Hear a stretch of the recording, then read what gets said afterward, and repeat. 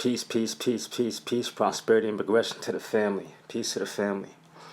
4 questions to ask a man before you date him. Now, I've been talking about this masterclass for the past couple of weeks, ever since I dropped the 42 questions to ask women before you date them for the fellas. So I'm very excited to, bring this to the ladies. I consider this sort of a balancing act. The 42 questions to ask women before you date them. That one was designed to be able to equip men with the tools and the logic and the judgment and the intellect and the process to be able to vet the woman that they're currently dealing with, to vet the women that are currently in front of them, so that men could better protect their resources, uh, and better allocate their resources and really honor the gift of the time and make sure that honor is reciprocated by the person that they're dealing with. So this, so yeah, so why do the men get 42 questions to ask a woman, and why do the women get 4 questions? Excellent question. If you guys may be thinking that, well, you see, the natural role of men is to be a leader. So it's very critical and very important for a man to understand who he is leading and where he is leading from, because all women are different, just like all men are different. And so all women have different specific and individual needs that need to be met, as well as those men are all different and they all have different needs and specific, things that need to be met. And so the purpose of a relationship, and in this one, we're not going to go too deep into the relationship topic. This is more so pick up and the initial interaction, so that we're exposing ourselves to higher quality leads, higher quality prospects in the dating world. But this is more so focused on positioning yourself to get higher quality leads, higher quality interactions in the beginning. This is not really about, relationships. Not this masterclass. I will have some ones diving deeper into relationships in the future. But for this one, yeah, we're going to focus on tools. We're going to focus on vetting, and we're going to focus on, yeah, just positioning. So I damn near lost my train of thought. I know I was about to say something dope, but it'll come back later. We got a lot to talk about in this one.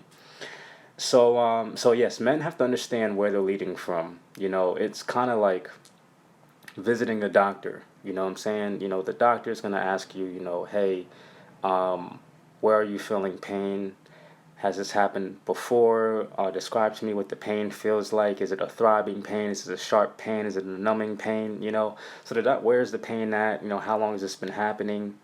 What's been your activity? What's been your mood, et cetera, et cetera. The doctor's going to ask you a lot of questions so that the doctor can administer you the proper medicine.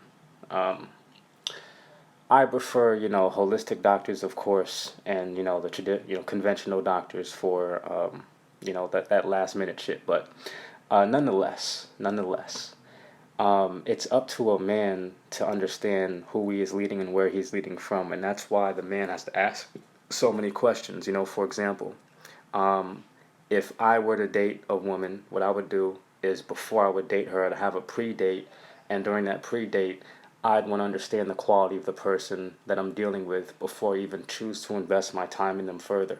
How many sexual partners have you had over your lifetime? How many of those sexual partners were you in a relationship with? Which ones were long-term relationships? Which one was short-term relationships? How long was your longest relationship? How long did it last? Have you ever been in an abusive relationship? Ever been molested? What's your relationship with your father like? What's your relationship with your mother like? What kind of you know what I'm saying? So I'm really assessing the woman before I actually, pour and, give my life to the situation, because that's my ultimate intention. I want to know who I'm dealing with, so I understand how to treat the relationships. And so this is the type of knowledge and skills that I'm passing along to men. However, equally, women are also having a hard time, in the dating field and all of this. So I want to make sure that women understand how to vet men too. You know what I'm saying? So they vet the quality of the men before they even choose to spend their time with them. And, things like, well, I have a boyfriend, or my friend just texted me, I gotta go. These are like lame, excuses, and, you know, lame rejections that don't lead to anything beneficial for both parties. You know, at the beginning of the day, if a man approaches you, um, let's get into that later. You know what I'm saying? Let me just let's jump into this slide. You know what I'm saying? Because now I don't got myself, you know, riled up, and you know, this is a good energy to have to take through the rest of the presentation. So without further ado, ladies and gentlemen, um, 4 questions to ask a man before you date him.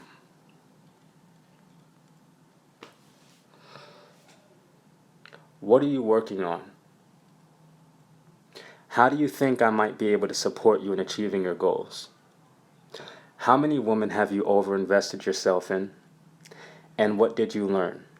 Now, these are the 4 questions that all women should be asking all men that they encounter prior to dating them.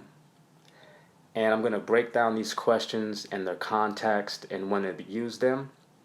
Um, and so let's get into it. Let's go. Next slide. The first question, what are you working on? With this question, you're getting right to the point. You're getting right to the point. You're cutting right to the chase. What are you working on? If he's not working on something unique, special, spectacular, or some aspect of self-mastery, then he's not going to be able to offer you much of an experience. It doesn't matter where he works. What matters most is what has his ultimate focus and why. A man can only take you wherever he is already going. This question alone will give you insight to a man's purpose and direction. So, you as a woman, your ultimate purpose in life is to be a high value asset to a high value man. Your purpose is to follow and serve a man worthy of your immense feminine, divine feminine and spiritual energy, because you give birth to things.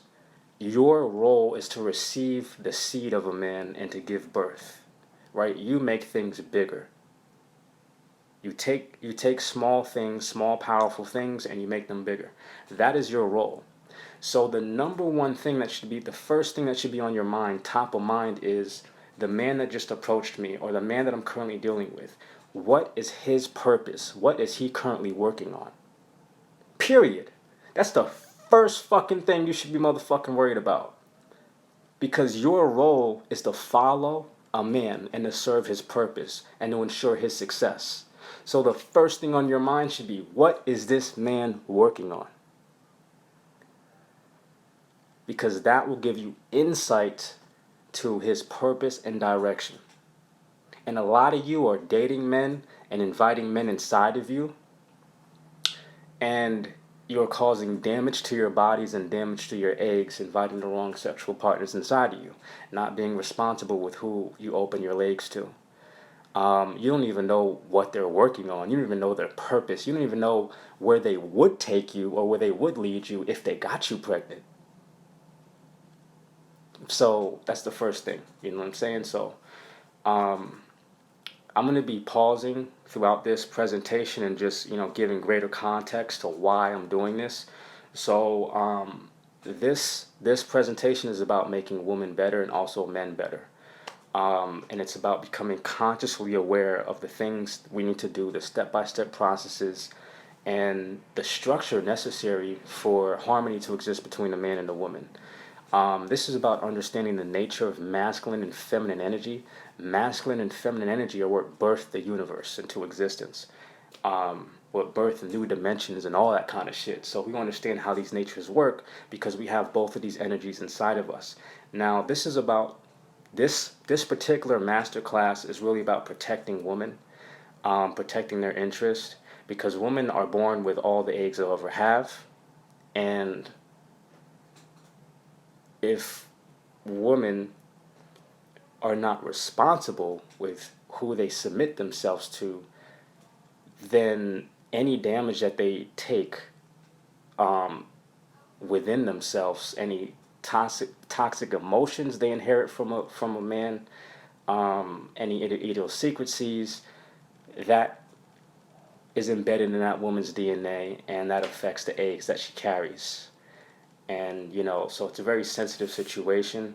And like I said, in the 42 questions men should ask women before they date them, um, on a microscopic level, men are superior to women because the sperm cell is the only cell in the animal kingdom, in the human species, that can control its own destiny, that can move around, that has a tail that can swim. That alone gives insight to the fact that the masculine has a superior strategic process for navigating the earth, for navigating this world, for movement, for getting things accomplished, for breaking through barriers. Now, on the other side of that, the lining of the uterus, the womb, is the most absorbent tissue in the animal kingdom. The womb, the uteral lining of the woman, is the most absorbent tissue in the human population. And so whatever enters a woman's vagina stays there, is what I'm saying. So this is why women want to limit their sexual partners, and at bare minimum at least know who they're inviting into them. I always recommend, it's best for women to have 4 sexual partners or less over their lifetime. I know a lot of you have 13, 12, 13, 14, 15, 16, 17, 18 and over, you know what I'm saying? But, it's very important, it's very critical that you guys understand this. So let's move on so I don't get too off on a tangent here. Next question. How do you think I might be able to support you in achieving your goals? Now, this question number 2 is question 1 was, what are you working on? You're trying to understand this guy that just approached me, or this guy that I'm currently with, or my boyfriend or whatever.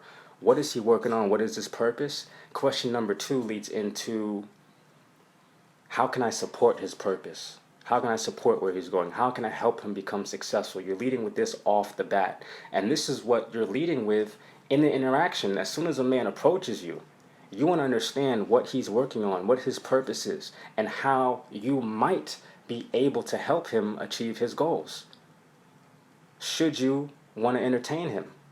So question number 2 is about positioning him, right? Hold on.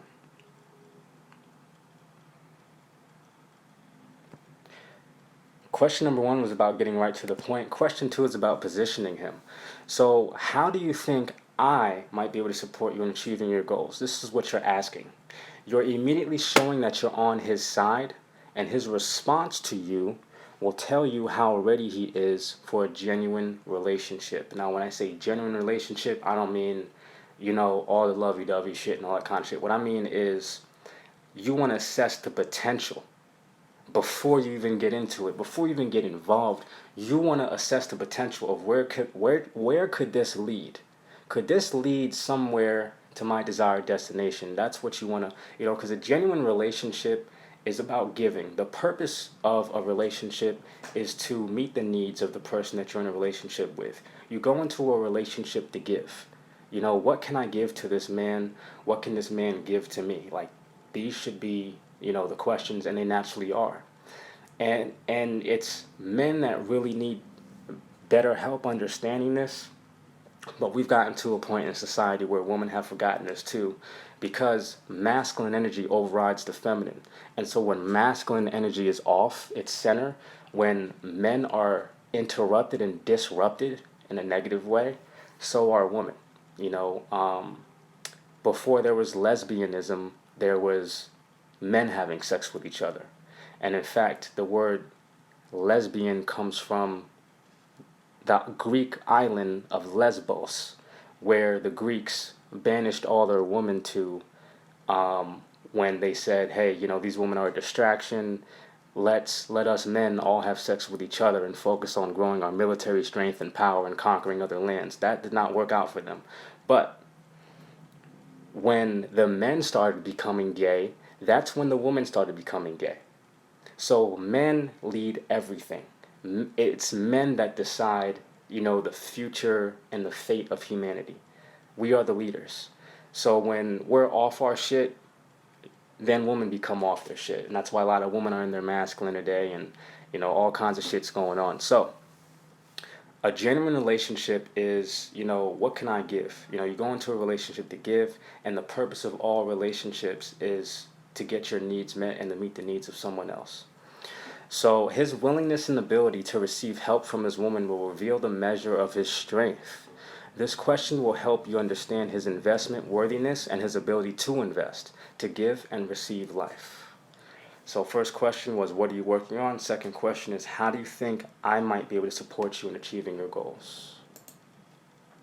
Okay. Third question is, how many women have you overinvested yourself in? Get his body count. How many women have you overinvested yourself in? This is the equivalent of him asking you how many sexual partners you've had. The woman a man has overindulged and did not get his desired ROI from constantly plague his mind. This is a test of his dignity, self-respect, and emotional resilience. This question will help you understand his own understanding of his masculine value. So first question was, what is this man working on? What's his purpose? What's his direction? Second question is, how does he think I might be able to help him serve his purpose? You asking how a man, how does he think you might be able to help him? That is how you gauged his preparedness for receiving your help. Meaning that, your role as a woman is to build and nurture the relationship and cultivate a relationship, to build the relationship, to have a relationship. A man initiates the relationship, but a woman decides if that's going to happen. You know what I'm saying? So if you want a relationship with a man, you want to be able to gauge. You're asking him, how does he think I might be able to serve him? Because if there's no purpose for you to be in a man's life, you won't be in a man's life unless he has no purpose. And if a man has no purpose, then he has no life to give you. And if he does impregnate you and give you life by accident, it's likely that that life will not be loved. So this is why these questions are important. So number 3 is, how many women have you overinvested yourself in? First question was, what's his purpose? Second question is, how can I help his purpose? Third question is, you're getting his body count. You're getting his body count. Now, when it comes to me, the more sexual partners a woman has, the more she has compromised herself. She's compromised her eggs. She's compromised her body. She's compromised her ability to submit and cooperate with me, because she's received a number of men inside of her who have left their DNA inside that woman. The womb, again, is the most absorbent tissue in the human body. So the sperm comes from the man's brain, spinal column, and it contains that man's consciousness. You know what I'm saying? So if he's ejaculating into you, even if he's not ejaculating into you, there's pre-cum. There's a term called microchirism, where a man's DNA, gets embedded into the blood-brain barrier of the woman, and she begins to inherit his idiosyncrasies, his personality traits, his quirks, and all that kind of shit. Talking like him, because women are actually designed to become a reflection of a man. So when a man impregnates a woman, the woman grows that man's DNA inside of her for 9 months. That woman is basically a physical and a spiritual part of that man for life. And so is the child. So the man, woman, and child are all aspects of that man. And this is why on earth, in the physical reality, the masculine overrides the feminine. We'll get into non-physical reality later down the line.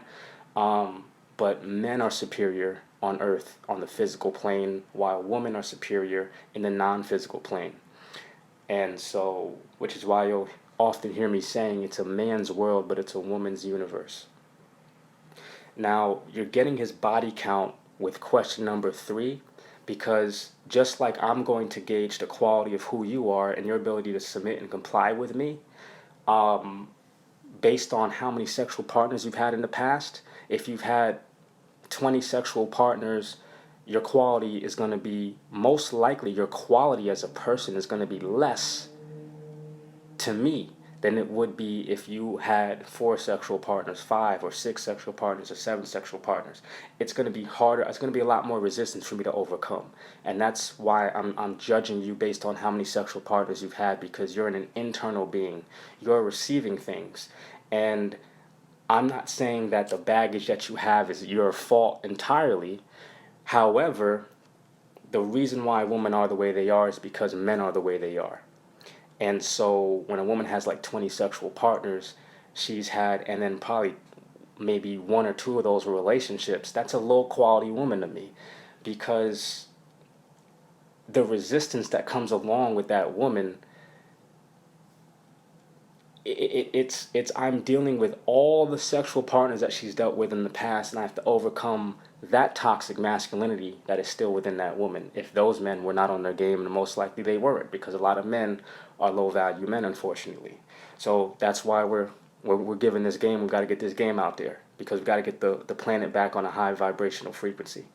So how many women have you overinvested in? You're getting his body count. So just like I would get your body count by asking you how many sexual partners you've had, you're getting, and then that's how I determine your quality, your ability to submit, your ability to be soft to me. You are getting a man's body count by asking him how many times has he sacrificed his dignity and self-respect and value? How many times has he allowed his masculinity to be diminished by women? That's a man's body count, because you want to get an understanding of how hard he is, how much he values himself, and his value for himself will determine the degree that he can take care of himself, and the degree that a man can take care of himself will determine the degree that a man can take care of you and his family. So you want to get his body count, and that's why number 3 is real deep. And you can ask that question any which way you want, but it's just best to be direct. Like, I want to know, how many women have you overinvested yourself in? How many women have you poured into and didn't get your ROI from? How many women are still stuck in your mind like, damn, that's the girl that got away, and you kind of feel betrayed by that woman? You want to get an understanding for that kind of baggage that a man has before you even decide to date him. Next question. Number 4 is, what did you learn? What did you learn? Finish him. Finish him off. You know what I'm saying? Because what did you learn is a question that shows your intention to see his value incomplete, but it also gives him the stage to redeem his dignity with you. What a man gains from his past failures will determine how far he may be able to succeed in life. Did he become weaker as a result of his past failures, or did he become stronger? This single question puts his whole life experience on the spot. Listen to him and feel whether he offers you strength or weakness in this moment. This is masculine vulnerability. Now, you'll hear me say masculine vulnerability a lot. Masculine vulnerability simply means going first, being open, being raw, being honest, being truthful, and being accepting of your truth. When I show up to approach a woman for the first time and I say, I had to approach you. You are fucking stunning. I think you're sexy as hell. I love your ass. Where are you going? You know what I'm saying? Where you going? What you got going on today? What's the occasion? You know what I'm saying? You ain't doing nothing? All right, we definitely hanging out today. We hanging out right now. Since you ain't got nothing to do, you know what I'm saying? Let's get into something. You know what I'm saying? Like, so if I'm approaching you, that's me being vulnerable. You know what I'm saying? No matter how confident I seem or unconfident I seem, it still takes a lot of balls to approach a pretty chick. You feel me? With everybody watching you and all this type of shit. But I still got to do it. I still got to not give a fuck about, and it takes a lot of energy to not give a fuck about what other people think, because so much of our survivalhood depends on what other people think about us. So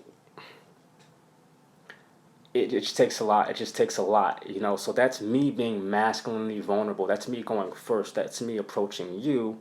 And after I approach you, I expect you to invite me deeper into you, or attach to me, or want to follow me, or to keep in connection with me if you're interested in me. You know what I'm saying? After I approach you and I call you and I get the ball rolling for the first couple of weeks or 3 weeks, then I expect you to be, you doing the majority of the communicating. Um, because I went first. I showed you by my leadership and by my example how to be vulnerable, how to be open, how to go after something that you want. And now my job as a man is to continue seeking and pursuing my purpose while you seek me out and seek to help me out. So, what did you learn is the fourth question, and this really puts everything in context because the first question was, what are you working on? What's your purpose? What are you currently engaging in right now? What matters to you most in life, and what are you working on right now? The second question is, how can I help you? How can I support you? How can I help you? What can I do to be a part of this in a positive way? What can I do to add value to your life? What can I do to make this process easier for you? What can I do to facilitate for you? And then what can I do to give life to what you're pouring your energy into? And then the third question is, what's your body count? How many times have you compromised yourself? Because that's how you protect yourself as a woman. Because, this is how you avoid the stalkers and all this kind of shit. And we'll get into that at another time. But you want to know, what did he learn from compromising himself? What did he learn from his heartbreaks? What did he learn from overinvesting in women that weren't reciprocating? Giving masculine strength and protection that was unrequited via receiving feminine submission, compliance, and cooperation and support. Like, what did he learn from giving his masculine gift to the wrong woman? What did he learn from not understanding his value in the past? Does he understand his value now? That's the importance of question number 4. Next slide. So, keys to feminine power, emotional intuition, tact, and poise when in the field. Allow yourself, so when you're asking these questions, you're allowing yourself to feel the strength and personal determination of the man in front of you as he provides his answers. Check for masculine presence. Now, a lot of men could be physically next to you, but many men aren't present. You know what I'm saying? So there's a difference between someone, being physically here, physically available, and then presence. Check for masculine presence. Check for strength. Check for, does he look you directly in the eyes when he gives you his answers, or is he shifty? You're watching his body language, because body language tells us 90% of what we need to know before, anything else could tell us. So does he look you directly in the eyes, or is he shifty? Does he fidget his body, arms, legs, feet around, or is he still? Does his voice quiver, or does it resonate with a sense of pride? Does he open his chest up to you? Now, I'll get deeper into why a man should open his chest up to you, but a man's chest should be exposed to you. He's exposing his heart to you, that heart energy. You know what I'm saying? So if he's covering his heart, if he's hunched over, if he's kind of leaning to the side, then he's not going to be able to give himself fully to you, should you, decide to invest in him by receiving his investment and then reciprocating it back.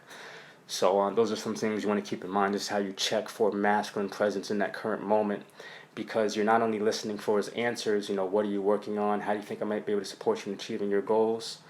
How many women have you overinvested yourself in? And what did you learn? You're not only just listening for his answers on a logical and conscious level, but you're actually feeling his strength as he gives you his responses and answers. And this will tell you a lot. This gives you a lot of the esoteric information you need to know, the emotional information you need to know about a man. Is he emotionally healthy? So moving forward. Oh yeah, that's a nice picture. So I just figured I'd include a blank in there, because I just think that, that's a sexy ass moment. So let's have a moment of silence.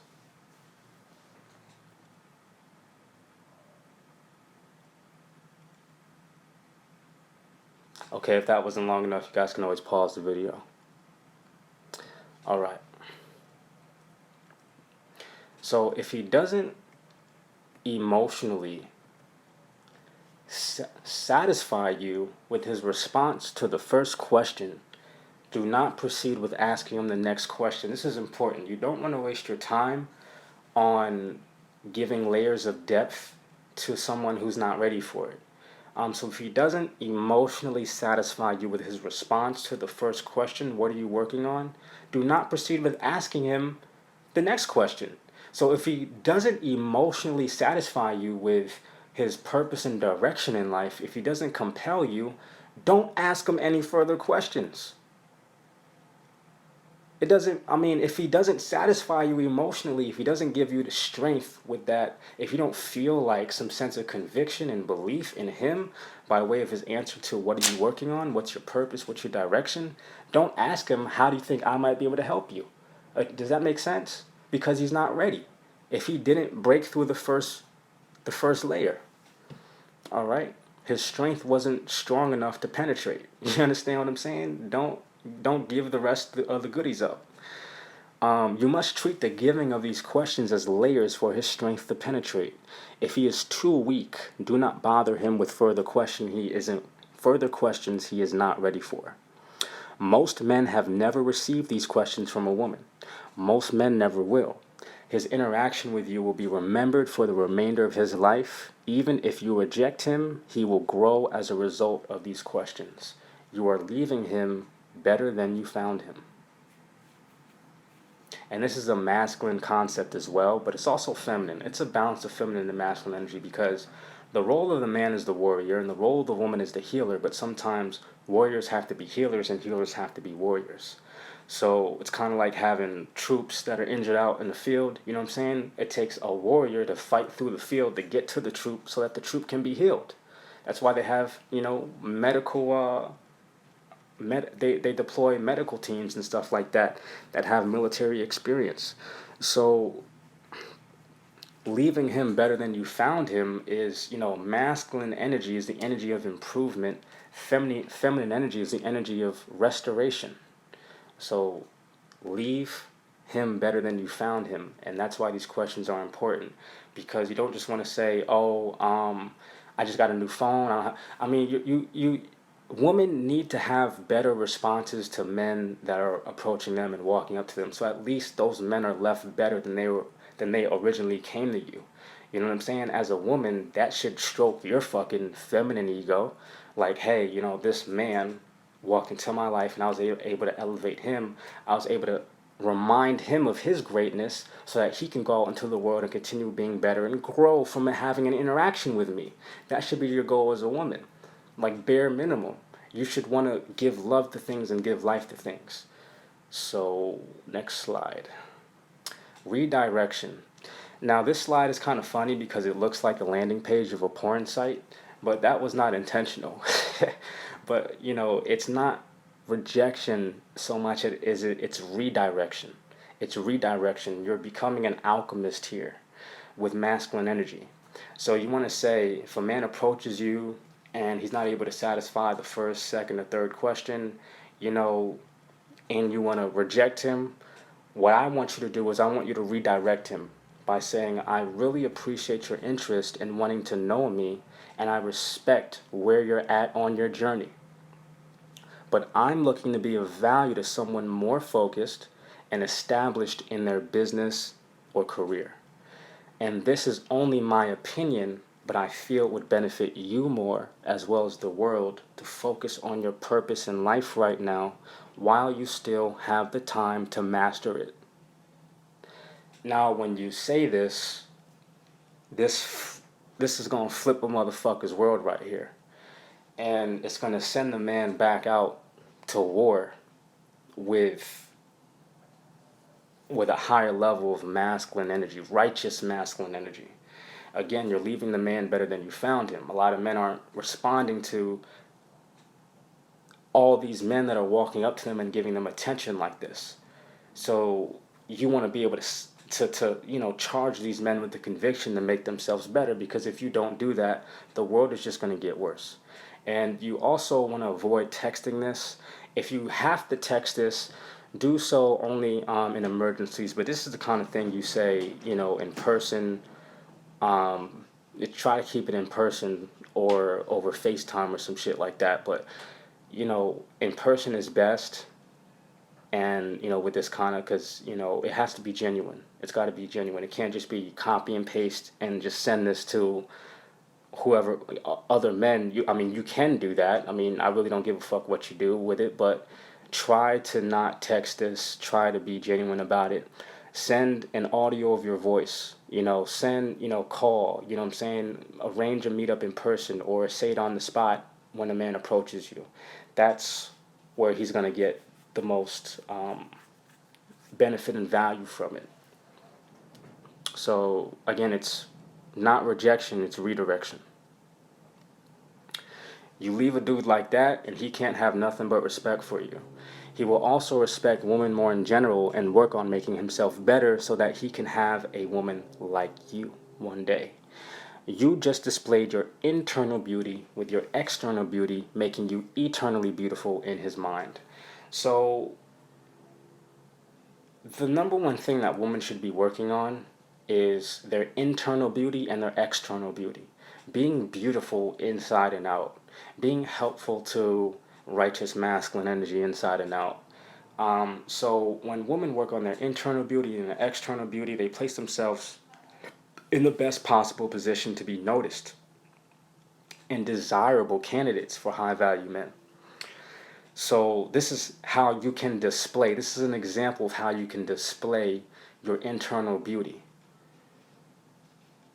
And your internal beauty just elevates your external looks to a higher level. You know what I'm saying? So when you combine your internal beauty with your external beauty, you become an eternally beautiful.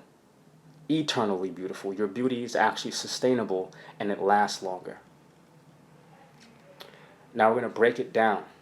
This is the redirection breakdown. I really appreciate your interest in wanting to know me, and I respect where you're at in your journey, but I'm looking to be of value to someone more focused and established in their business. And this is only my opinion, but I feel it would benefit you more as well as the world to focus on your purpose in life right now while you still have the time to master it. You want to commit this to memory. So we're going to break it down, starting with I really appreciate your interest in wanting to know me. I really appreciate your interest in wanting to know me. So with this statement, you are acknowledging his masculinity and thanking him for showing up. You're thanking him for showing up, which takes a degree of boldness and risk. You are letting him know that his masculine attention is valued. At the same time, by saying, wanting to know me, you are also thanking him for having the genuine intent to get to know you beyond your own looks and feminine charm. So you are assuming that he did not just approach you because you looked good. You assumed he approached you because you looked good. That's what caught his eye. But his energy and his body and all of him and his spirit was genuinely interested in getting to know who you are behind the looks. And even if that wasn't his attention, that will become his attention when he approaches the next woman that looks good.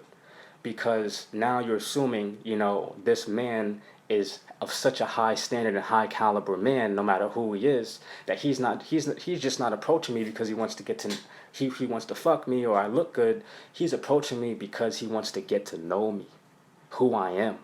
Because men of high value want to know who they're dealing with. Men of low value don't care about who they're dealing with. So you're assuming that all men who approach you are high value until they show you otherwise. And that will lift the standard of men to a higher degree of righteous masculinity. So you're thanking him for having the genuine intent to get to know you beyond your own looks and feminine charm. This amplifies the standards he has for himself. There might be a few typos in this, but I'll clean it up, promise. The next statement is, I respect where you're at on your journey. You're putting more importance on the fact that regardless of where he's at in life, he must continue striving for greatness and not be discouraged by failure or temporary defeat. So you've asked, what are you working on? And you've either stopped there, or maybe you ask the next question, how do you think I might be able to help you achieve your goals? And you're getting an understanding of his journey and where he's at with those two questions. but you're putting more importance on the fact that he's got to continue striving. He's got to continue going for it. He cannot be discouraged by failure, temporary defeat, even that means failing to win you over in that moment. You have to respect where he's at on his journey, and you saying that helps increase his self-respect for where he's at on his journey, because it's validated by a spiritual being. I mean, women rule the cosmos, men rule the earth. Next question. So I'm looking to be not next question, but next statement is, I'm looking to be of value. So with this, you're revealing to him what the context of the following question would have been had he successfully passed the first. So you're reminding him that I'm a woman and my purpose is to be of value to a man. It's to follow a man, follow his leadership, and increase whatever he's doing. Take it to the next level. So this shows him your intention and your character. It gives him something greater to aim for after you both part ways, which is inspiring and uplifting, and it gives hope. And it also makes him want to find another high-value woman. So now that after he's met you, his standards has increased for himself in his life. That is so fucking powerful for you to do for a man. That's why it's important for you to commit this redirection response to memory. He might be searching for a while, but his standards are now raised in his mind. See, the physical position follows the mental position. So once you elevate a man's mind, there's a concept called neuroplasticity. Once you're exposed to something greater, your mind cannot shrink back down to size. It cannot accept less than what the mind has been exposed to. So if you've been on private jets like myself, if you've been in mansions like myself, if you've driven $500,000 cars like myself, you cannot accept any other lifestyle outside of that. You have to go for that. Even if you fail, it doesn't matter. You have to continue striving for that because you've been exposed to that. You know, someone that's never been exposed to those kinds of things in that lifestyle, well, okay, cool. You know what I'm saying? But if you've been exposed to that, and then you've been, motherfuckers is trying to keep you down from getting that, you're going to drive yourself mad trying to level back up to where you're supposed to be at, which is royalty.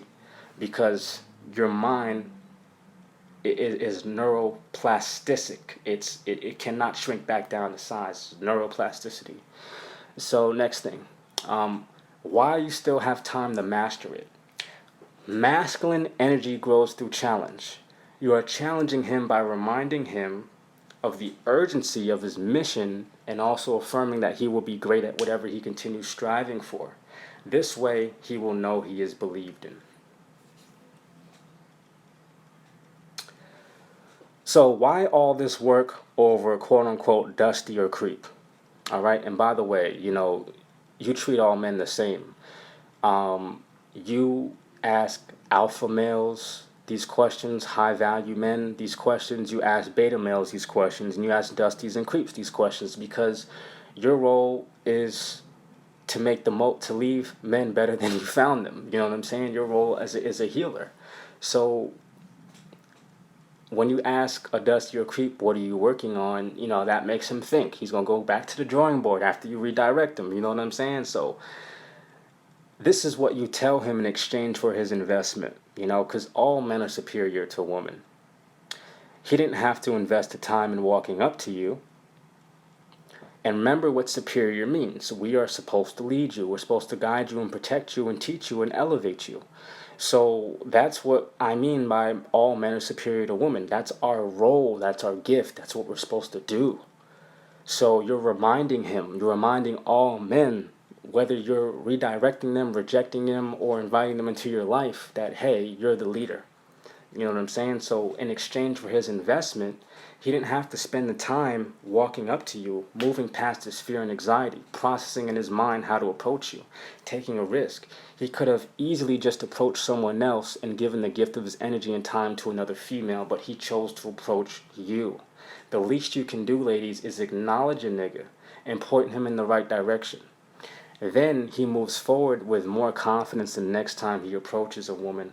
And on top of that, he has a higher criteria for the woman he gives his time to just because he met you. Treat all men the same way initially. Alphas will appreciate this far more than betas, but it will lift both betas and alphas to a higher respect for you and themselves. Since betas have to catch up to the frequency of an alpha, a beta male's appreciation will go over time, while an alpha will immediately recognize the opportunity and capitalize on it to the degree of his own desire.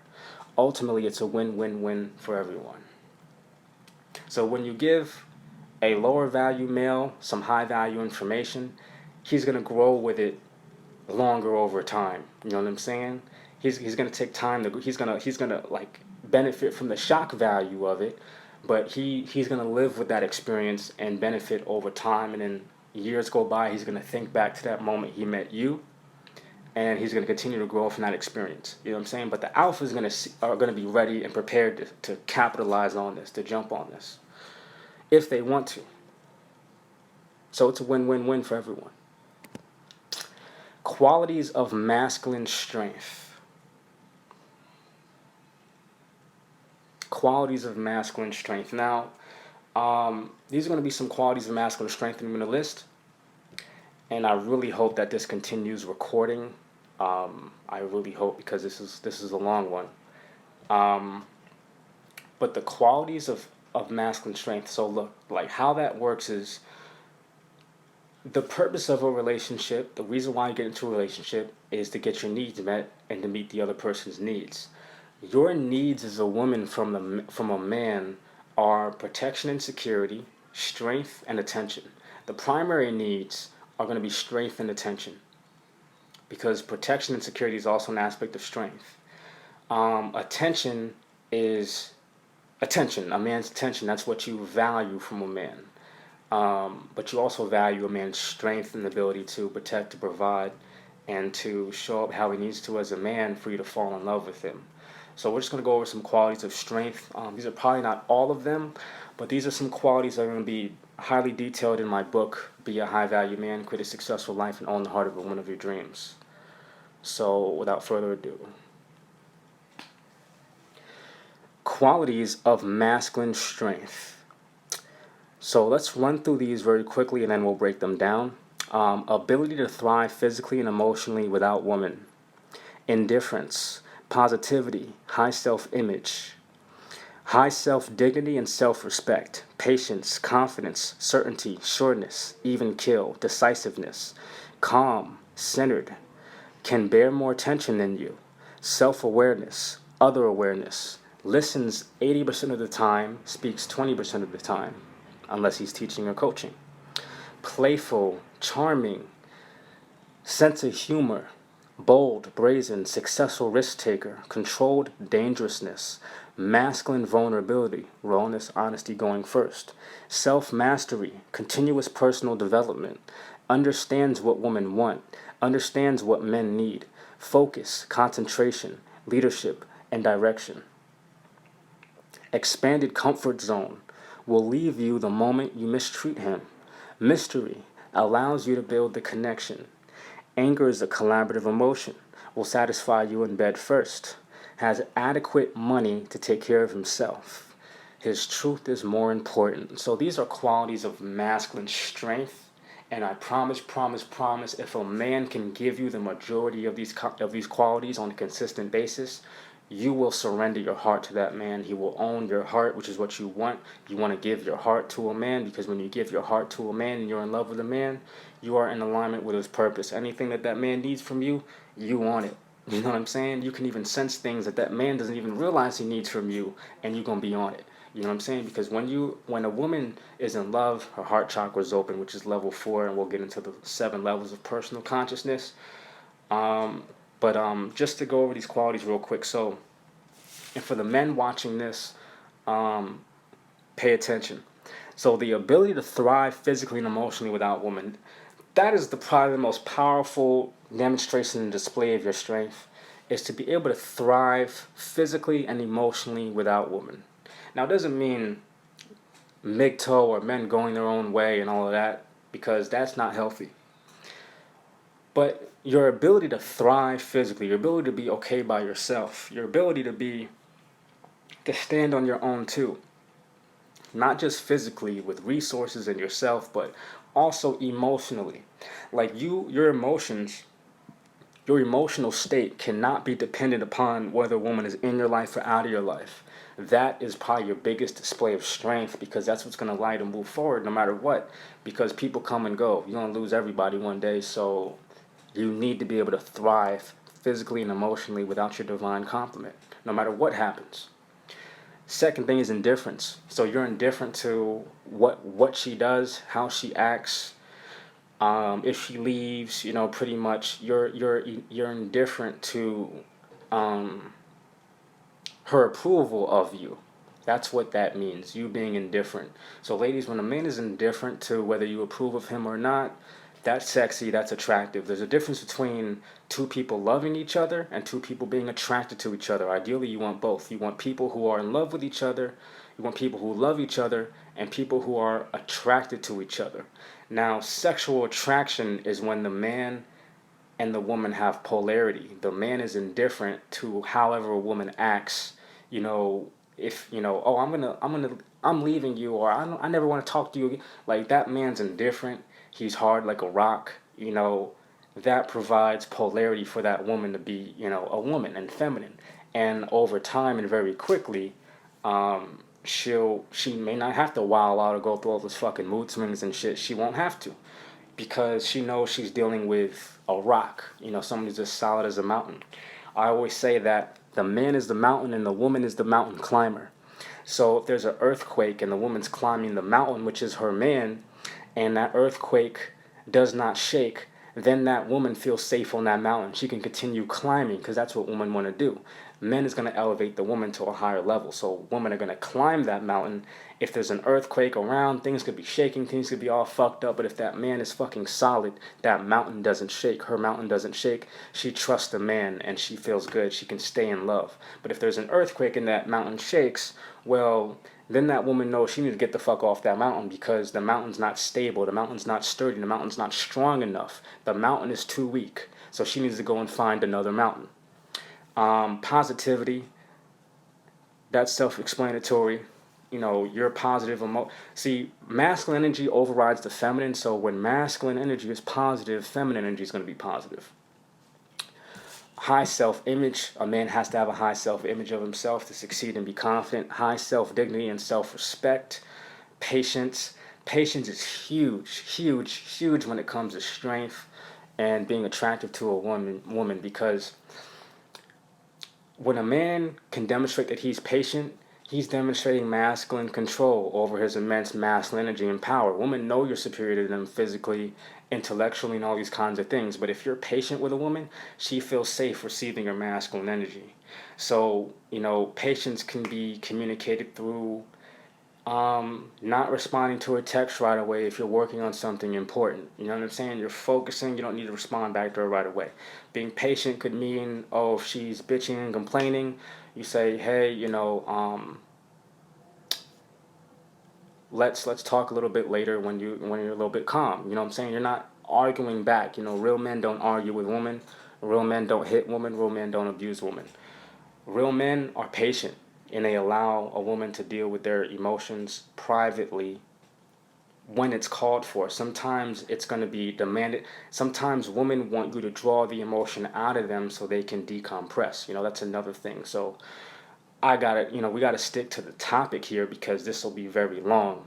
But, another aspect of patience is when you kiss a woman for the first time, or when a man kisses you for the first time, ladies. So if a man, so the way you guys are so sensitive, sensory active, and emotional, energy and constant motion, that you're constantly sensing for a man's strength moment to moment. So if it's a first kiss and a man kisses you more passionately than you kiss him, that you might take that unconsciously as a sign that this man might be aggressive, this man might be overbearing, this man might be controlling. So men, for you guys listening, listen close. For the first kiss, you want to peck the woman on her lips. You want to go for the kiss each and every time you're on a first date with a woman. Go for the kiss when you first approach her. You know what I'm saying? If you can get to that level. You know what I'm saying? But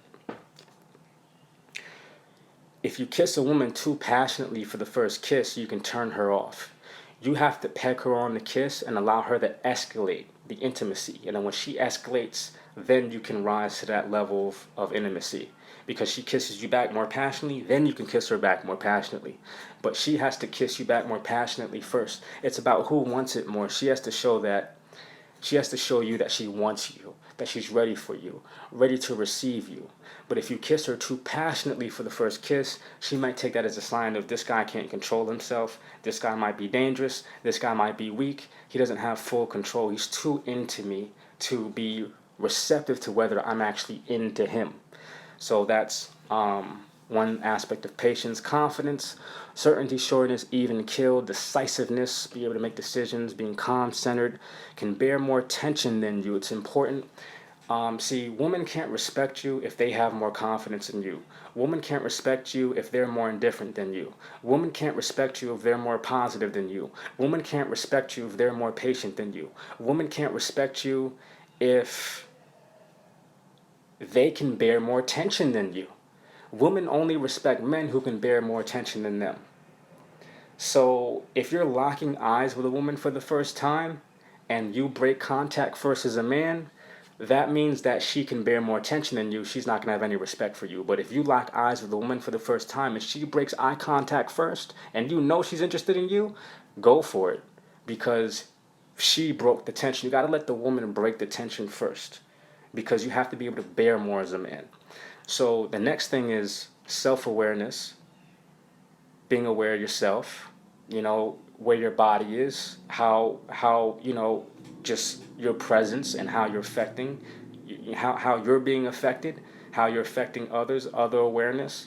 For example, if your woman's lips are dry, she might be fucking thirsty.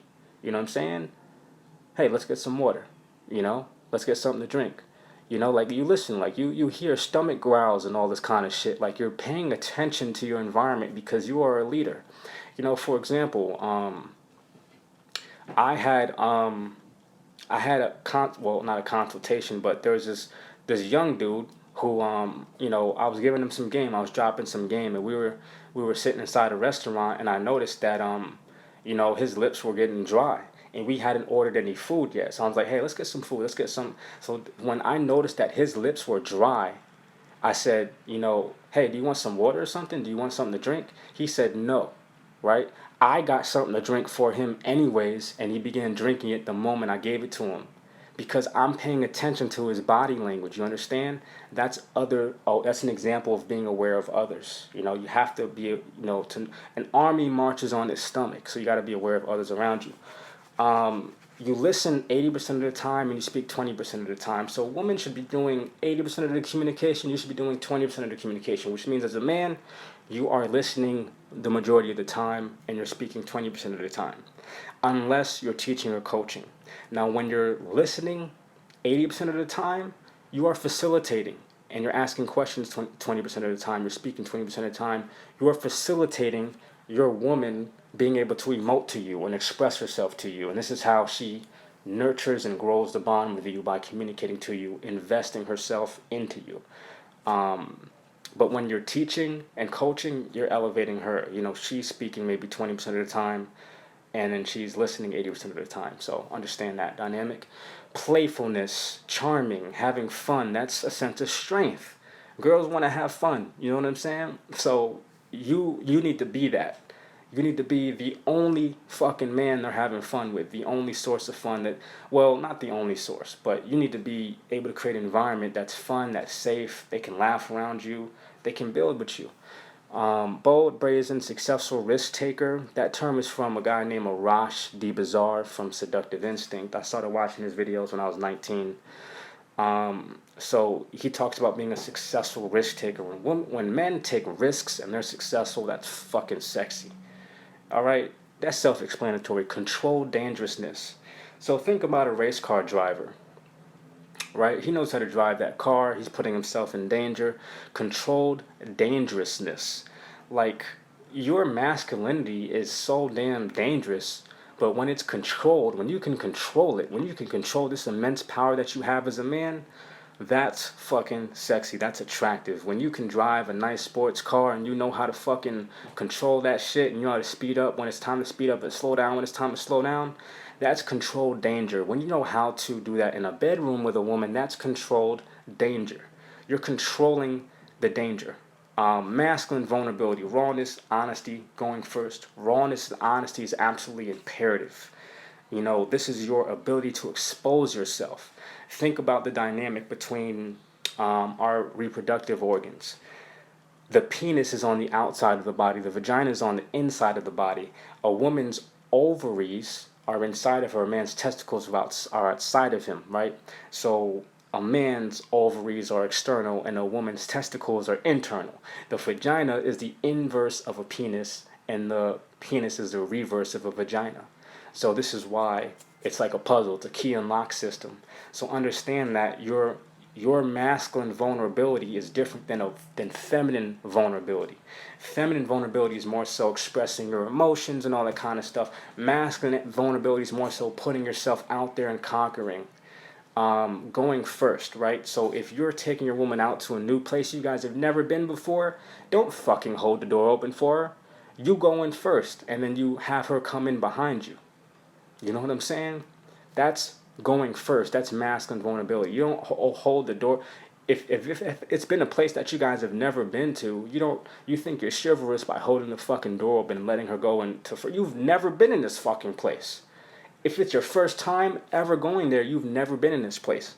So this includes dangerous neighborhoods. You go in first, and then you have her follow behind you. You know what I'm saying? So understand the dynamic. But if it's a place that you guys normally frequent, like if you guys are hopping in the car, cool. Open the door so she can get in the fucking car. Lead her into your car. That's something familiar. Lead her into the house. That's something familiar. But if it's like some new fucking place you guys have never been before, you go first. The woman should be following behind you, closely behind you. Self-mastery, continuous personal development is an aspect of strength, understanding what women want, understanding what men need, because your role as a man is not just to understand women and take care of your divine complement, but your role as a man is also take care of other men, because other men are your troops, other men are your warriors, your generals, your lieutenants.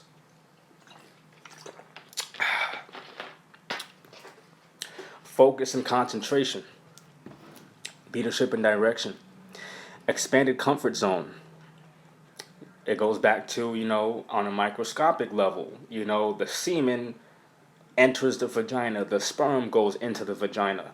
This is part of your DNA leaving your body and entering a foreign universe, a foreign body, which is the woman. On a microscopic level, you are superior to women. On a microscopic level, you are the leaders. On a microscopic level, you are the one who's going to expand your comfort zone. Now, the penis hanging outside of the body of a man, that's expanded comfort zone. So we're different. We're supposed to be out here doing crazy shit, doing weird things, building things and all that kind of stuff. That's masculine energy. And since women have masculine energy inside of them as well, yes, they can do those kinds of things and all that. But since men are more dominant in masculine energy, we're the ones that are supposed to have that expanded comfort zone. That's what elevates our character and our presence. When I walk into a fucking room, people look. Heads turn, you feel me? Motherfuckers are eating down at Red Lobster, eating their food. I walk in, motherfuckers are looking because I have an expanded comfort zone. They don't know me, they don't know what I do, but they feel the energy because there's something called constructive interference, and that's like, we're basically all vibrations and we're constantly emitting electromagnetic waves from ourselves. So people feel that and they pick up on that subconsciously. All this shit that you can't see, that is a spiritual, non-physical, universal realm that women rule, while men rule the conscious physical reality. We rule that. So we will leave you the moment you mistreat him. So a man will leave a woman the moment he's mistreated by that woman or disrespected, and he will not look back. So that's an aspect of strength, and women need to know that you will walk away from them. Even if you love them, even if you care for them so much, you will walk away from them if they mistreat you, because you will not let anything interfere with your purpose, mission, and vision in life. Mystery is an aspect of strength. Like I say, I tell a lot of my business on YouTube, but I don't tell everything. I always make sure I retain a little bit of mystery. Mystery is an aspect of strength. And now it's not a woman's role to be mysterious, because the more a woman is mysterious, the more likely you'll fall in love with her, because you don't know enough about her to be able to separate your emotions from reality. So this is why I made the 42 questions to ask a woman before you date them, because you need to cut to the chase, cut that knife, get past the looks, understand how many sexual partners have you had, how many relationships have you been in, have you had any abortions, how old are you, all these different, what are your finances like, all these kinds of questions you need to understand, so that there's no mystery. You feel me? As a man, it's stronger. It's a better position for you and for her, for you to be the mysterious one and not to reveal everything, at the jump. This is why women only have 4 questions to ask a man. 4 essential questions. You know what I'm saying? While you have 42 questions that you need to ask a woman, or know, or at least be thinking about before you invest in the woman. You know what I'm saying? So mystery. The more mysterious you are to a woman, the more attractive you will be. The more you just tell all your business and you're constantly around her all the time, the more attraction will fade. And like I say, there's a difference between love and attraction. Both have to be facilitated, both have to be there for a harmonious relationship. And because we have different needs, things can't be equal, things cannot be on equal terms. The man's needs have to be met first. But the man has to show up in a way that demonstrates that he can meet a woman's needs, inspiring the woman to meet that man's needs by serving his purpose. So the man allows you to build the connection when he's strong. So a lot of men want to take over the role of building a relationship, and it's not their role to build a relationship. I'll get into that later. Anger is a collaborative emotion. I'm going to do a master class on anger, but basically anger by itself is an unstable emotion, and it's designed to keep you out of depression. So this is why often when we feel depressed, we get angry to lift our vibration higher, because on the emotional spectrum, on the emotional totem pole, anger is actually a higher vibrational emotion than depression. So it's better to be angry than to be sad. It's better to be angry than depressed. It's better to be angry than sulking. You know what I'm saying? Than miserable. It's better to be angry. So anger, since anger is unstable by itself, it's an emotion that's designed to be pair bonded with another emotion. So for example, if I got a business call with a client and I'm nervous to speak with this client, I have to get angry to counteract my nervousness and overcome that, so that I can have a graceful business conversation. I got to get angry. When you're nervous, you got to get angry. When you're lacking confidence, you got to get angry. When you're depressed, you got to get angry, because when you pair that emotion in a collaborative way with your existing emotion, you level the playing field so that you can continue to function as a man. So that's another masterclass that's becoming in the near future, and then you will satisfy you in bed first. So a man has got to satisfy his woman in bed first.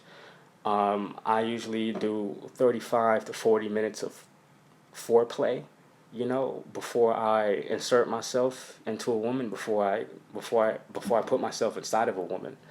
I make sure that she's ready, she's warmed up, she's begging for it, she wants me inside her. She's, Brian, I want you inside of me. Brian, I want you to fuck me now. Like that's how I do it, because that's my ability to withhold myself and bear more attention than she is sexually. So not only she's respecting me on a romantic level, on an intellectual level, on an emotional level, on a strength level, but she's respecting me on a sexual level. There's levels to this shit. Has adequate money to take care of himself. Now, men need money for themselves. They don't necessarily need money for women. But that's the problem.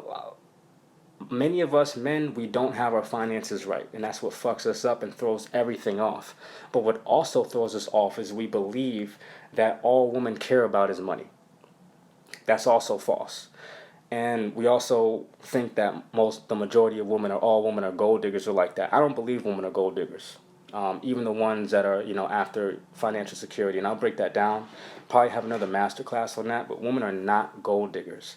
I mean, women are going to respond to you to the way you initially respond to them. So if you approach a woman and you automatically talking about money, if you automatically start spending stuff on her before you even know her, if you automatically start talking about your car and, putting that before you're putting your character, she's gonna follow you depending on what you lead with. So if you lead with your money, then she's gonna assume that that's your highest value. If you lead with your car, she's gonna assume that that's your highest value. If you lead with I can do this for you, I can do that for you, she's gonna assume that that's the best you have to offer.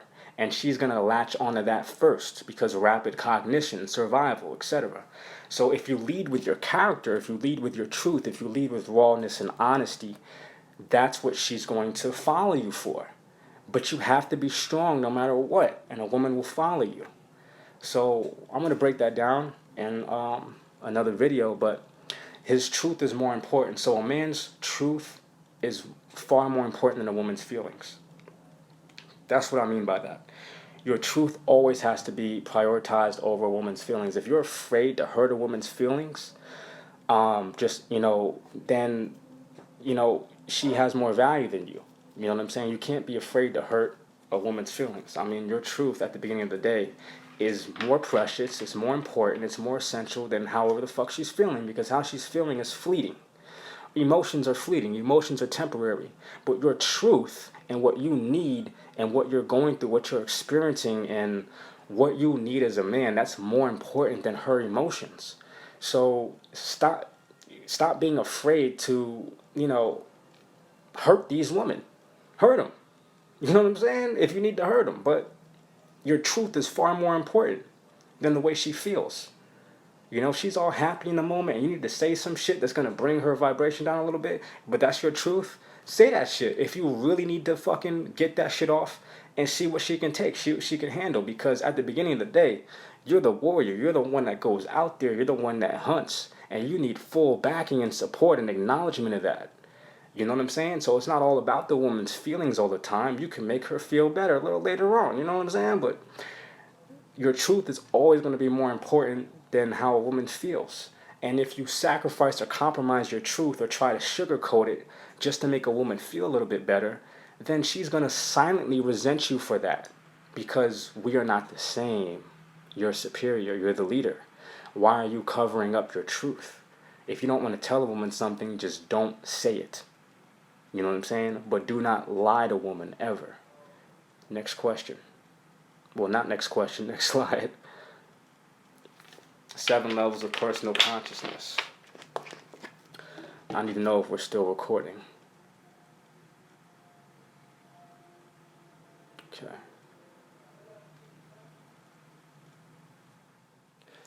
The 7 levels of personal consciousness. The 7 levels of personal consciousness. Now, starting from the bottom. So, see where it says survival. Level 1. This is a consciousness map, a roadmap of our consciousness and how we actually evolve in this physical experience. And also, this is also a representative of how we evolve spiritually as well. Because the spiritual experience or the non-physical experience is intertwined with the physical experience. But this is how we level up. Like we always say, there's levels to this shit. These are the levels. So the 7 levels of personal consciousness, this is a model based on Maslow's hierarchy of needs. This is a model created by a dude named Barrett. Last name is Barrett. Barrett, something like that.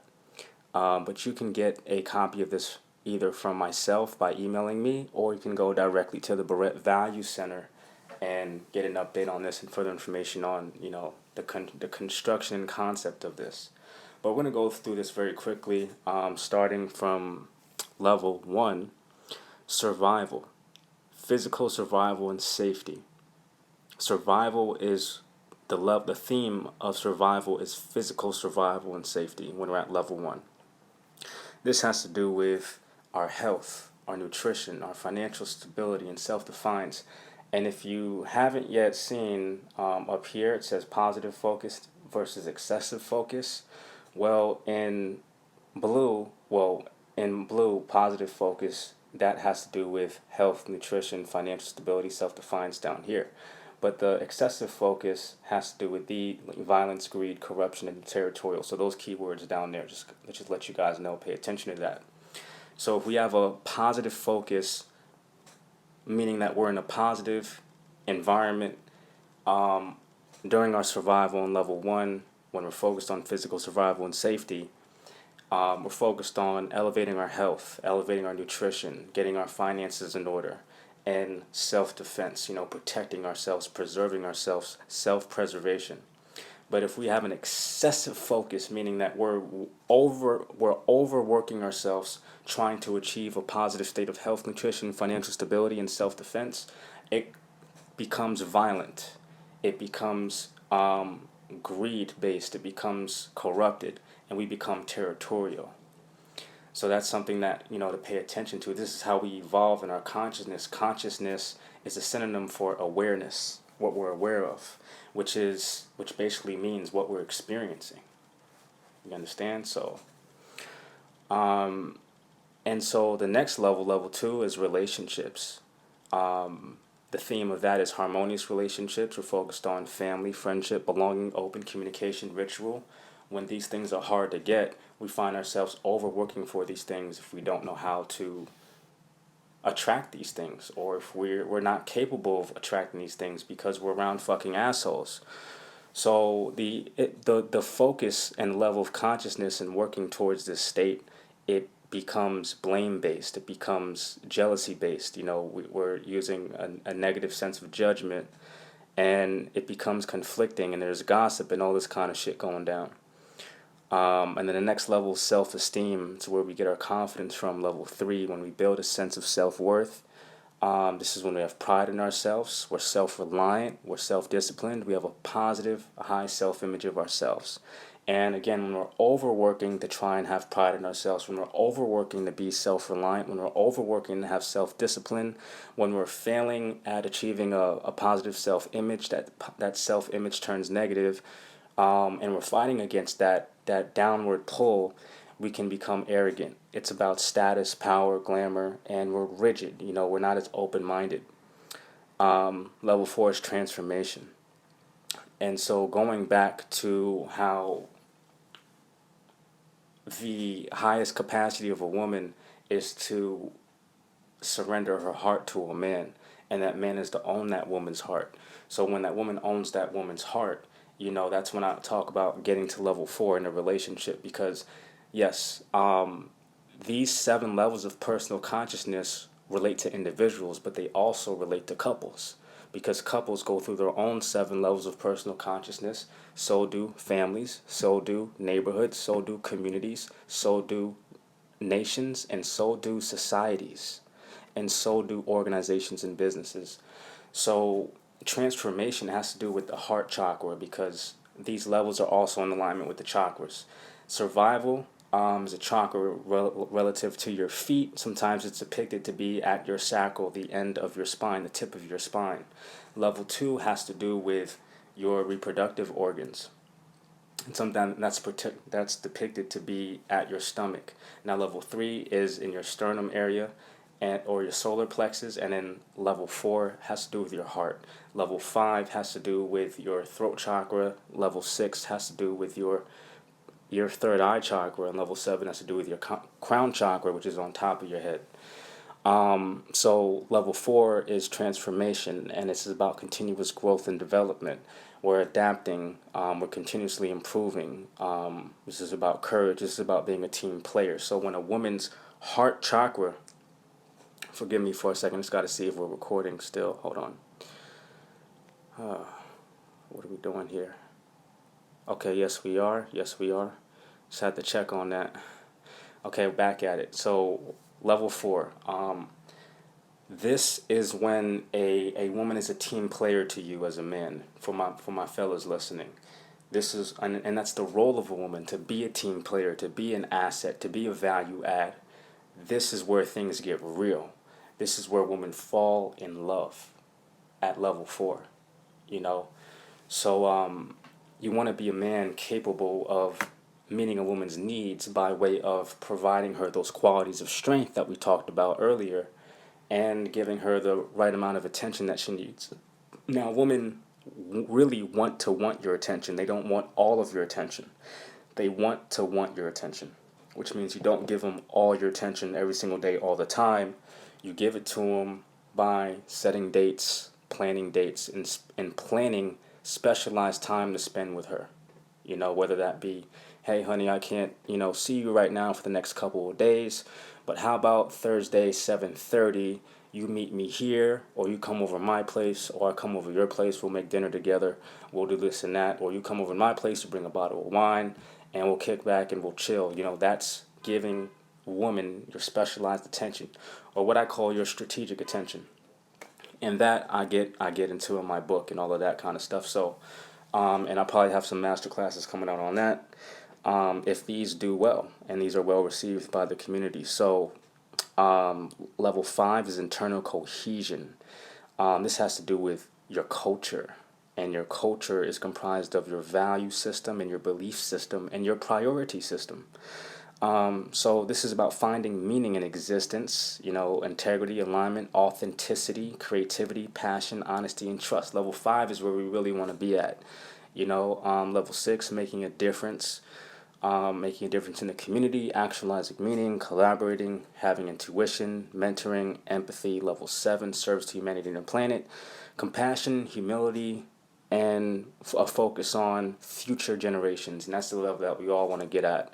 When we all find ourselves in that state, like, man, like, I want to treat my kids better than my parents treated me and all that kind of stuff. And I want to do this and I want to do that. And I want to improve the world and I want to impact the world at a high level.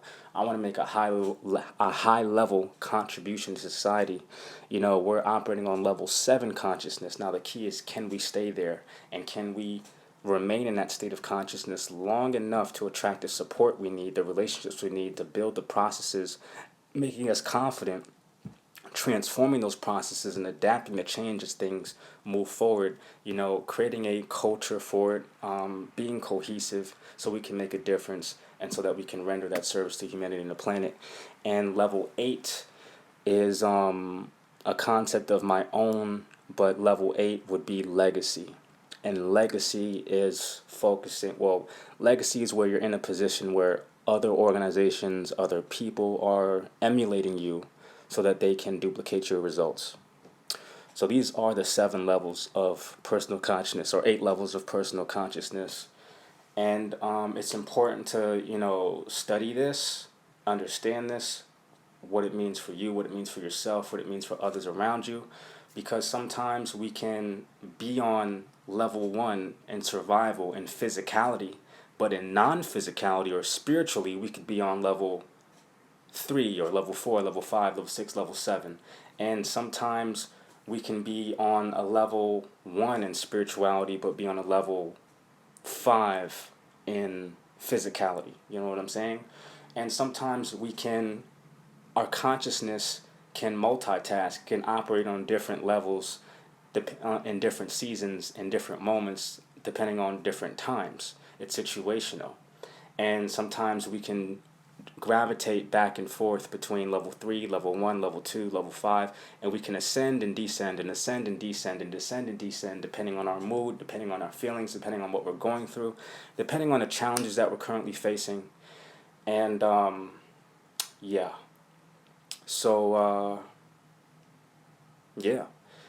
The 7 levels of personal consciousness, and this is important for us to understand because as a woman, you want to understand where the man in front of you is currently at, or the man that you're with is currently at, so you can understand how to best help him. Because again, your purpose is to serve a man. Your purpose is to aid a man in achieving his goals and his purpose, so that he can build the dream and make it real. And you help to expand that. So we'll talk about that a little later. But if the man is at level 1 and he's in survival and he has an excessive focus on survival, that means he's trying hard to be healthy, he's trying hard to be nutritious, he's trying hard to get financially stable, he's trying hard to be able to protect himself. So that can turn into violence, greed, corruption, territorial. Nothing wrong with that, but you've got to understand where a man is at on his level of consciousness. What level is this man operating on in his mind versus what level is this man actually at in physicality?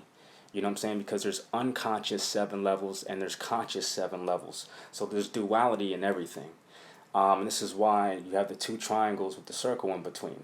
You know, transformation level 4, that's kind of like the all-seeing eye. That's your heart. You feel me? That's like the highest, gift you have to give is transforming something. So you're constantly, you're in between these 2 worlds, which is the higher self and the lower self, and they're coming together to transform you constantly. So understand where your man is at. And like we said, a quality of strength is when a man has adequate, money to take care of himself. Now, when a man does not have money, it throws everything off. He's not going to be as willing and able to want something long term with you. He might want to be focusing on something more casual because, he doesn't think he has the ability to protect and provide for a family, protect and provide for a woman, or to do everything that he might actually want to do for you.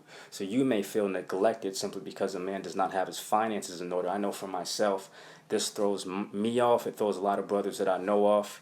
It throws me off because there's so much that I want to do for a specific woman, for myself, but I don't have adequate money to take care of myself. I am building that process out.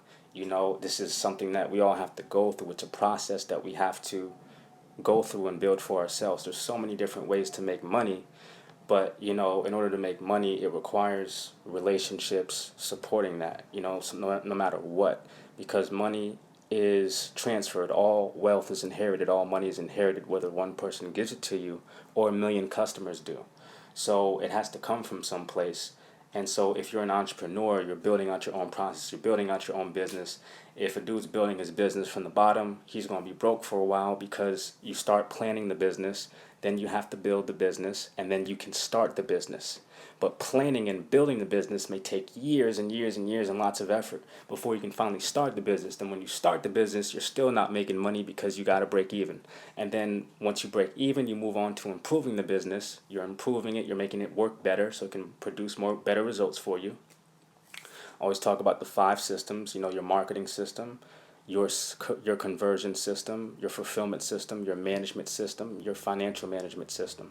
Those are the systems that are designed to get you a result in your business. And so when you improve those systems, the underlying processes and sub processes within those systems produce better results for you when you improve those systems. You improve your systems to get you improved results.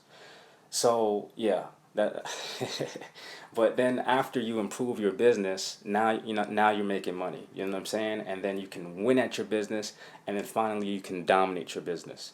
And so that's how it's done. And that process can take years, or it can take months. It just depends on the level of support that man has, and the hunger and all that kind of shit, and especially help from his woman, his divine compliments. And that's how it's fucking done. So you can help a man reach new levels by understanding where you're at and where he's at, and you guys can meet each other's needs by using this chart. And that's basically what I'm saying. So hopefully all that didn't go over your head too much, but you guys can always run this back. So this is a quote from Jennifer Molesky's "What is the Role of Woman?" Now, Jennifer Molesky had a powerful video that she just put up called "What is the Role of Woman?" and it really struck a chord with me. She says, when a woman uses her good judgment, remember talking about good judgment here, the 4 questions. What are you working on? How do you think I can help you achieve your goals? How many women have you overinvested in the past? And what did you learn? That's using your good judgment. So when a woman uses her good judgment, she gives herself, her body, and her spirit to a man. It is a voluntary act between her and the man. Hers is a submissive gesture to be in partnership with the man, and a real man leads his woman. So that's a video. I'll probably post the link below, but you should definitely watch that video by Jennifer Molesky. I'm actually going to reach out to her because that video really, really struck a chord with me. And I felt like she really broke down the role of a man versus a woman very, very powerfully in that. So I also had some notes here that she inspired me to write, and I'm going to read those notes. Women are the spiritual leaders of humanity. When women become numb and insensitive, men become withdrawn and uninterested. When women become soft, open, receptive, and feminine, men become strong, eager, giving, and masculine. While it may be a man's world, it is ultimately a woman's universe. Earth represents physical reality and what can be seen with the eye. The universe, heaven, represents non physical reality and what can't be seen but still can be felt. Earth is consciousness, heaven is unconsciousness. On planet Earth, you are not equal to any man. Men are superior to you because our role is to lead you and teach you how to navigate Earth. Because men are the leaders and teachers, it is not our divine responsibility to build relationships with you and cultivate the connection and harmony in a relationship. It is not the teacher's responsibility to pursue after the student. The teacher invitingly shows up offering his value, but the student must show a willingness, ability, and burning desire to learn so that the teacher feels happy to share his knowledge. Great teachers want you to learn, apply, and benefit from what they know so you can go forth and teach others. If you want a strong relationship with a man, you as the woman have to build it. This is what you excel at. You do the majority of communicating, checking in, traveling, nurturing, and asking what is needed of you so that the teacher can teach and continue to elevate you. A man's role is to provide the classroom and curriculum, as well as provide and plan the classroom schedule via setting dates and make decisions about important changes. Your ultimate purpose as a student is to help the teacher expand his school into a university. Get it? You partner with a man to create a better universe. University, universe. You expand his school of knowledge. A relationship will take a woman where she wants to go. Men control the direction of a relationship while women control the depth. A man is the captain of the ship and the woman is his crew. Next slide, please. So, I am writing a book, and my book in progress is called Be a High Value Man, Create a Successful Life, and Own the Heart of the Woman of Your Dreams. And the purpose of this book is it's going to be a lesson book for young men to help them elevate in business and elevate in success with having effortless relationships with their divine complements woman. So this book is about better taking care of women and children by building men into the men that they need to be, building their understanding, because masculine energy grows through challenge, but it also grows through a step-by-step process. It needs to see what it's doing before, to be able to function and perform. While feminine energy is more of the intuiting kind of energy, it's more of the intuition kind of energy, the more naturally going with the flow kind of energy, while masculine energy needs structure, it needs organization in order to thrive and grow and flourish. So that's why I'm writing this book. This book is going to help men realign themselves with their masculine core. It's going to help them in business, help them become more aware of their purpose, mission, and vision, help them identify what their gifts are, and help them make others aware of their gifts so that they can sell their gifts, so that they can make money and profit from their gifts. So this book is going to give men business models for being successful and building wealth so they can create a successful life. And this book is going to give men the divine knowledge and understanding of woman so that they can own the heart of the woman of their dreams. And the woman of a man's dreams is simply the woman who's the most beautiful to them, internally and externally. Internally beautiful and externally beautiful, so they can be eternally beautiful companions to that man. The woman of a man, the woman of a man's dreams is going to be the woman who's going to be super submissive, super compliant, super cooperative, super feminine, super loving, super giving. And that's the woman of your dreams. Now, what is a high value man? Well, I'm actually going to read some copy off my website, beahighvalueman.com, and By the way, if you visit beahighvalueman.com, don't expect anything like too crazy. I mean, all this is still under construction. Like this, I'm still in the construction phase, baby, of what I'm working on and all that kind of stuff. But I will read what I believe a high value man is. So, and this is gonna put everything that we just talked about in context as well, and why I'm writing this book. So, what is a high value man? A high value man is a man who has the willingness and ability to meet the needs that are highly valued on a woman's top priority list. He is if he is able to fulfill a woman completely, he is already completely fulfilling himself. So if he is able to fulfill a woman completely, he is already completely fulfilling himself. So in other words, I'm saying that a high value man is a man that is already meeting his own needs, to an extent, to the extent that a man needs to meet his own needs. So he's already taking care of himself at a high level, and that way he can share his completeness with his companion, who can also share her completeness with him. He is pouring from an overflowing cup. He is in a real position to share his completeness with one or multiple women of his choice. Others want to be around him, but only those who meet his strict requirements are permitted to stay. He proactively manages his life like a successful business. He is generous with his energy, but selfish with his time. He knows his worth because he has defined it on his own and has committed himself to increasing his value through continuous personal, professional, and social development. Women want the attention of this kind of man because his attention validates them. Because this man respects and honors himself to such a high degree, he is a man that women honor and respect also, and are willing to give unlimited affection and cooperation to because he facilitates and provides the environment necessary for women to do so. A high value man is what women are starving for. Some are even willing to kill for because women view him as their physical connection back to their creator. So I talk about orgasms as well, and how the reason why we can't explain or describe what an orgasm feels like is because orgasms are what you call perfect moments, instant, immediate connection with your creator and everything in the universe. So when we orgasm, we instantly connect with everything in the universe at once for a brief moment. Therefore, we're connecting back to our source, we're connecting back to the creator for a very brief moment, and that's why we can't describe what it feels like, because it's a perfect moment. So, moving on, a high value man is what women are starving for. Some are even willing to kill for because women view him as their physical connection back to their creator. Just for emphasis, I have to read that again. Only 3% of the world's men are high value men.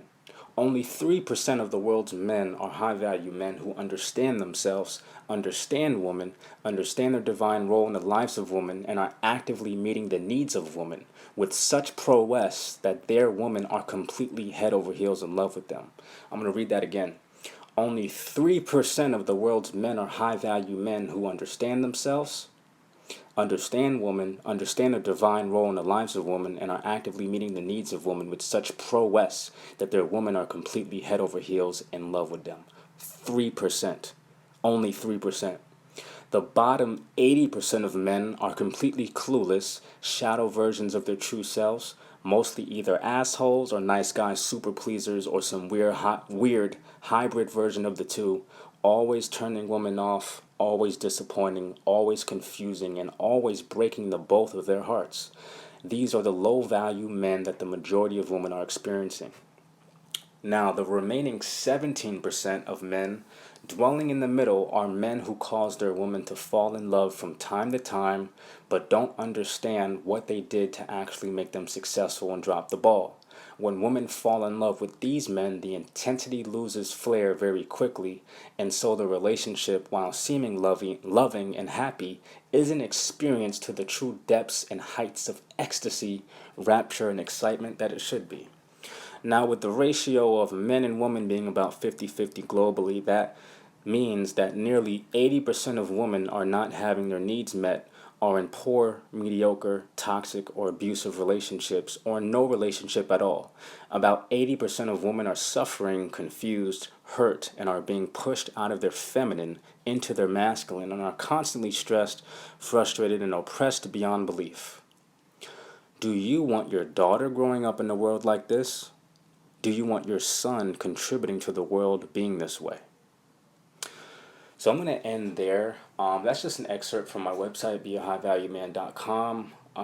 And this is the cornerstone of which I'm going to be writing my book at. Now, the whole goal is for men to become who they're supposed to be, so they can elevate women to who they're supposed to be, and understand women and treat them the right way, so that effortless relationships can happen between a man and a woman. And therefore, what's going to happen is we're going to build strong families from the foundation of a strong relationship between a man and a woman. And so strong families breed success and progress, because family is the first organizational unit. The family is the first building block. You know what I'm saying? So, and that happens when a man and a woman come together and they love each other the way they need to be loved. They meet each other's needs the way they need to be met.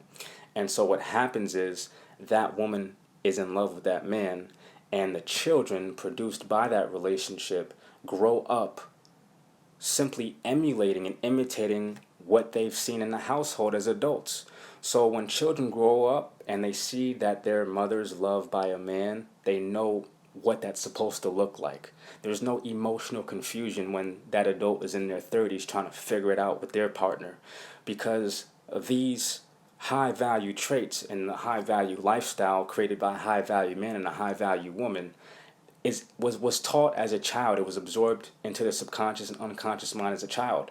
So that child does not have limiting beliefs about love or relationships. They can just naturally emulate how they grew up to have successful relationships as adults. And so this is how success is produced in relationships, when we demonstrate by example to our children what a relationship is supposed to be like, a successful one. And so that's the whole goal of the book. Now, was there anything else that I wanted to talk about before I go? What else did I want to talk about? I think that's about it. Oh yeah, so I wanted to mention that before I end this presentation, I hope you guys enjoyed it. If you guys got some value out of this, please let me know what you took away in the comments. Let me know how I'm doing so I can continue to strive for perfection.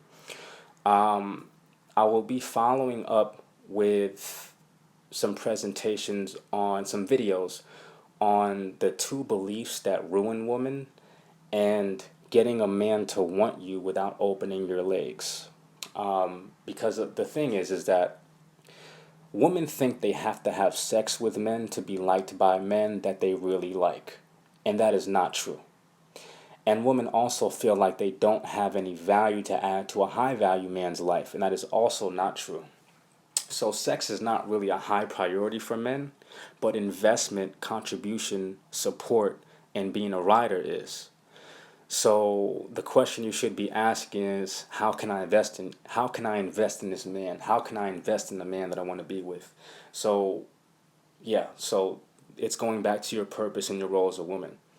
And so the other thing is, a lot of women feel like when they finally get an alpha male, they get a high value man, they feel like they don't have much value to add to his life. And that is also not true.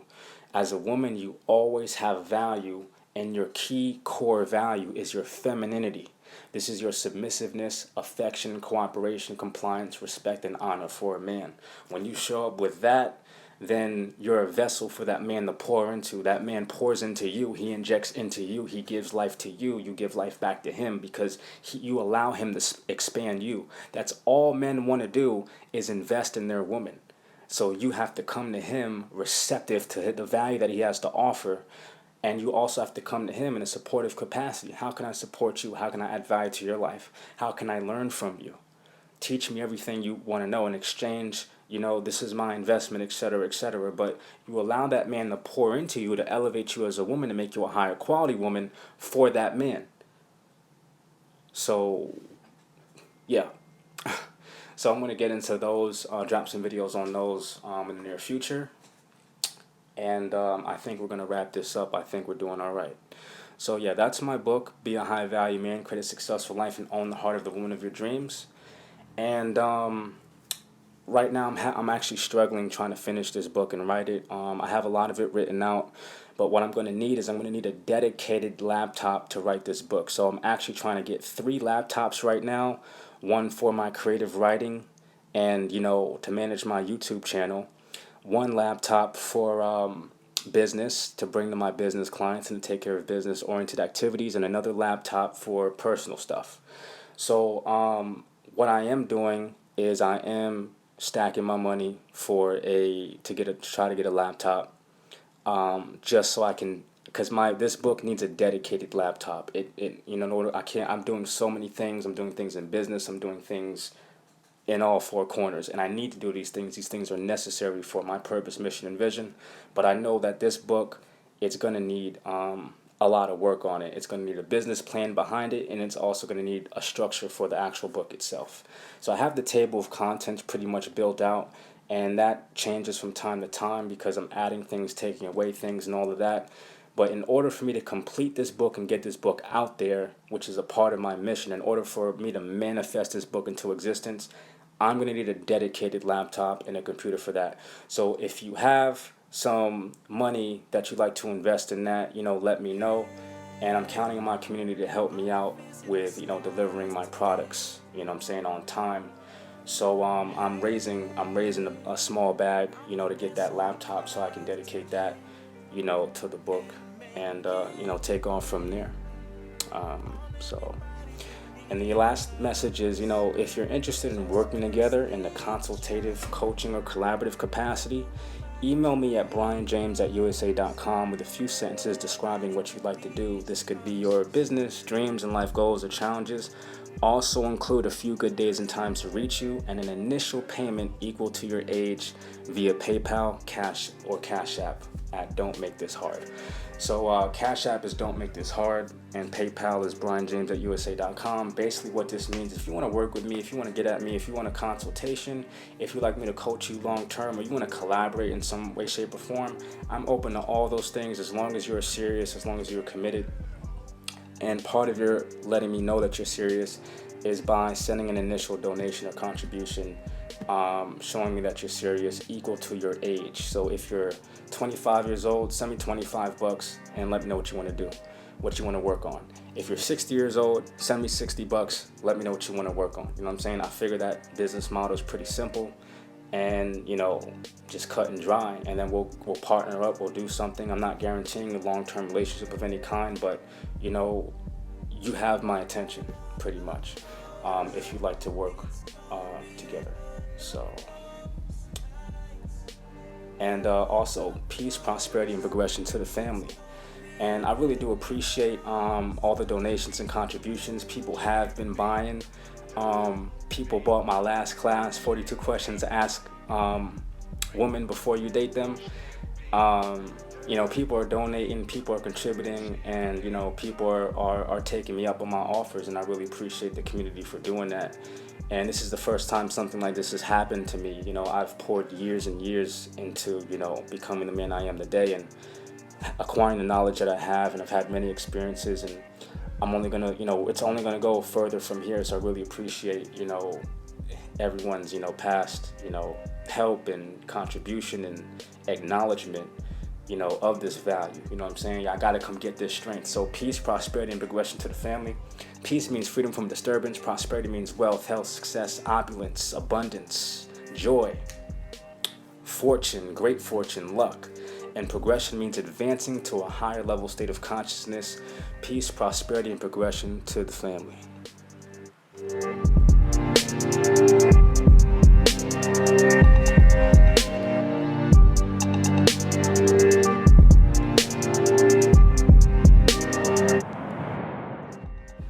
P.S. If y'all want a copy of this entire slide presentation for yourself, just hit the Cash App, hit my PayPal, including the title, 4 Questions to Ask a Man Before You Date Him, and I will send this to you. And just, it doesn't have to be any specific donation, just whatever kind of donation you feel is equal to the value you feel you received, and I will get that over to you. Peace, prosperity, and progression to the family. Champagne.